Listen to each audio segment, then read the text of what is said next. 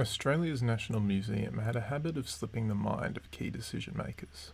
More pressing matters would crop up, and the plans for the museum would be left to be rediscovered at a later date. Sir Henry Parkes is said to have raised the idea of a national museum before Federation. In 1927, the Labor opposition asked, on more than one occasion, for the federal government to consider the getting together of a representative collection of our rare and beautiful opals for exhibition in the National Museum at Canberra, thus allowing overseas visitors an opportunity of inspecting our opals and thereby creating a demand for same.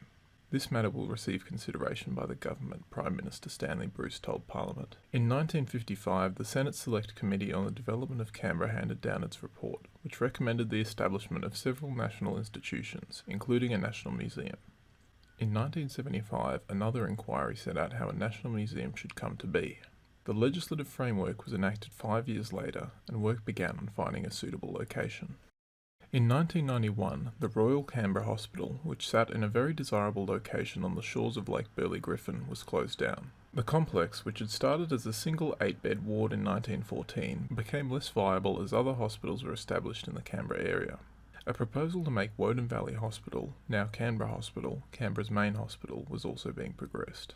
Having sat idle for a few years, in 1995 the ACT government and the federal government announced that they were negotiating a land swap, where the federal government would get the land on the edge of the lake, where it intended to establish a national museum, while the ACT government would get the Kingston foreshore on the eastern side of Lake Burley Griffin.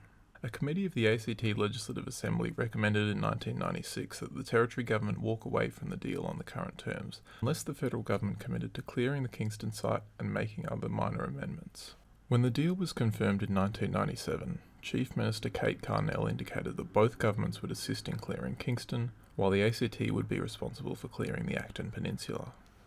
The ACT government was very pleased that the Commonwealth had finally settled on the establishment of the National Museum. In the Legislative Assembly, Carnell made it clear that her government would be holding the Commonwealth to this commitment, and wasted no time in getting the land ready for handover. The agreement was signed in April 1995.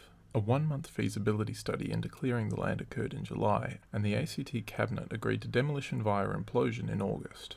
Around this time, the concept of turning the demolition of what had become a somewhat iconic Canberra building into a public spectacle arose. Liberal Minister Tony DiDomenico was said to have joked that they could sell the rights to the event, but the novelty of an implosion in Australia, let alone Canberra, meant the demolition would attract significant public interest. The closing and demolition of the hospital had caused a negative reaction in parts of the Canberra community, so the government was keen to turn the demolition into a positive story. In January 1996, conversations were had between representatives of the ACT government and Mix 106.3, a Canberra radio station, about promoting the demolition. Mix proposed to Gary Dawson, the Chief Minister's media advisor, that the demolition be marketed as a celebration of change. The proposal outlined a strategy of building the tension through Mix's broadcast in the lead up to the demolition, as well as a charity fundraising angle in support of the Newborn Intensive Care Foundation at the new Canberra Hospital, and hosting a competition to give Mix listeners the chance to press the button to set off the explosives. Dawson accepted the charity and competition elements of the proposal, noting that a number of other radio stations in Canberra have expressed keen interest in running promotions centred on the demolition. It was later noted that there was a greater interest and involvement in the project by government officials, especially from the Chief Minister's Department and Office, than was necessary for a project of this nature. Dawson, in his letter to Mix, said that the Chief Minister had been consulted and approved of the proposal. A somewhat important group that was not consulted on the proposal was the contractors who were responsible for carrying out the demolition. No assessment of what putting a crowd on the shore across the lake from the demolition would have on the safety of the event was made before Dawson agreed to the proposal. Consultation with the contractors did occur afterward, but the event was described by the project manager of the demolition as a fait accompli. A postscript appended to an email from one of the contractors to Dawson read, "It will be a few days before we can get feedback on the safe positioning of seating should a charity or other want to arrange a viewing area. Dust could be a problem." Days out from the demolition, Carnell received correspondence from the Secretary of the Health Services Union, accusing her of having rushed into the demolition without proper consideration of all the issues. Carnell's response, sent off just 6 hours after receiving the letter, declared that it is simply not accurate to suggest that the government has rushed into the demolition, and that the union's rather belated interest suggests an opportunistic approach on its part, in stark contrast to the work which the government has been undertaking since February 1996 to ensure full consideration of all factors. Carnell brushed off the safety concerns, despite the fact that she was aware that the contractors responsible for the implosion demolition had never done an implosion before. This fact might have been of concern to ACT WorkCover, who were charged with assessing the site and demolition plans before the big day, but WorkCover's inspectors failed to properly assess the demolition plans and were in the same boat as the contractors in terms of implosion expertise. Despite this yawning gap in the safety process, WorkCover did not issue a prohibition notice to halt the demolition until a full evaluation could be done. It chose not to do so, with the objective being to make the demolition a smoothly run public event and to be achieved on the designated day. To top all of this off, the contractor responsible for the explosives, Rod McCracken, put in place additional pyrotechnic explosives just to spice it up a bit. He also nearly doubled the amount of explosives that would be used only a few days out from the demolition, but the demolition was not delayed and the contractor was not even asked why he had done so. On the 13th of July 1997, a crowd gathered on the shores of Lake Burley Griffin. It was a relatively pleasant Canberra day, with a high of 12 degrees. It is important to note that the attendance of the demolition was exceptional. It was estimated that between 30 and 100,000 people had shown up. An exclusion zone was set up, as outlined by McCracken. Someone asked me where would be a safe viewing distance. We had a look around. We thought that on the other side of the lake would be okay.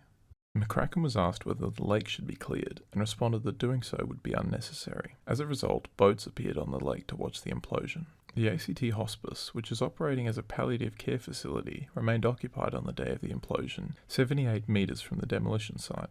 As the Secretary of the Health Services Union asked, rhetorically but reasonably in his letter to the Chief Minister, which industry standards will be adhered to that make it safe to have staff and patients less than 70 metres from the explosion? Carnell's response noted that tarpaulins were to be placed over the hospice to minimise cleaning and disruption to the amenity.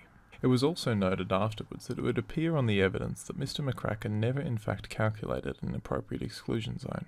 The nearby Commonwealth Avenue Bridge was also brought to a standstill by traffic. Following a delay caused by a false start, the demolition commenced at 1:30 p.m.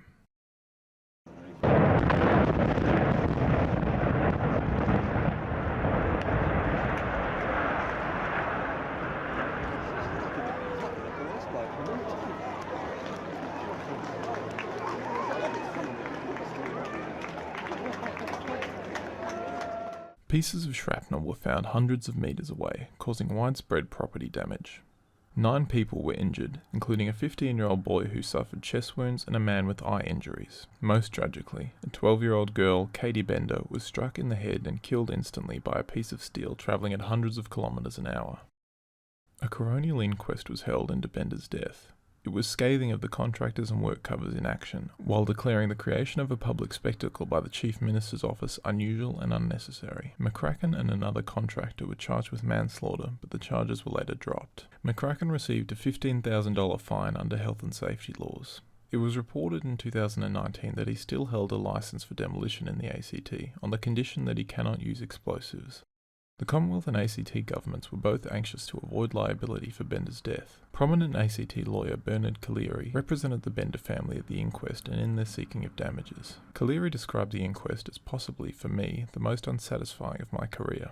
It does not seem that any compensation was provided to the Bender family by either government, but it would not matter if it had been. Compensation would not bring Katie back.